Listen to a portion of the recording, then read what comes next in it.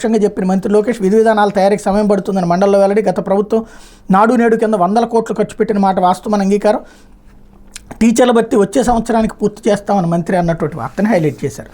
ఇకపోతే అందరి చూపు BSNL వైపు, అందుబాటులో టారిఫ్లు. ప్రైవేట్ సెల్ ఫోన్ కంపెనీలు టారిఫ్ మోత మోగించడంతో వినియోగదారులు ప్రభుత్వ రంగ సంస్థ BSNL నెట్వర్క్ క్యూ కడుతున్నారు. గతంలో BSNL 4G టెక్నాలజీని ఆలస్యంగా ప్రవేశపెట్టడంతో పెద్ద ఎత్తున వినియోగదారులను కోల్పోవాల్సి వచ్చింది. అయితే ఇటీవల ప్రైవేట్ నెట్వర్క్లు తమ రీఛార్జ్ ప్లాన్ భారీగా పెంచే, దీంతో అంత BSNLకు పరుగులు తీస్తున్నారు. గతంలో రోజుకు 1500 ఉండే కనెక్షన్ల సంఖ్య నేడు 5000కి చేరుకుంది. రోజుకు 2000 మంది పోర్టు ద్వారా ఇతర నెట్వర్క్ల నుంచి వస్తుండగా 3000 మంది కొత్త కనెక్షన్లు తీసుకుంటున్నారు. ప్రస్తుతం BSNL ప్లాన్లు అందరికీ అందుబాటులో ఉండటంతో పాటు అన్ని నగరాల్లో 4G సర్వీసులను ప్రారంభించింది. 3 నెలల్లో రాష్ట్ర వ్యాప్తంగా 4G ఇప్పటికే BSNL అన్ని నగరాల్లో 4G సేవలు అందుబాటులో తీసుకురాగా మరో 3 నెలల్లో అన్ని ప్రాంతాలకు ఈ సేవలు విస్తృతం చేసేందుకు వేగంగా అడుగులు వేస్తుంది. దీనికి సంబంధించిన పనులు చురుగ్గా జరుగుతున్నాయి అన్నటువంటి వార్తని హైలైట్ చేశారు. ఇకపోతే